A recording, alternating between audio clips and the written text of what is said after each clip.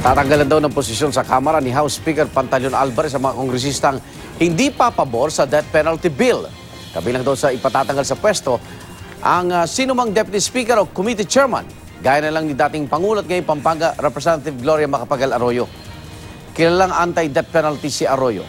Sa kanyang administrasyon pa nga na-repeal ang death penalty law. Dagdag ni Alvarez, tototohanin daw niya ang kanyang banta.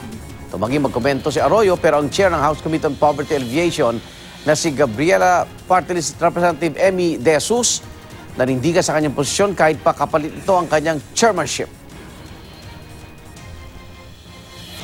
We have to replace her as the Deputy Speaker.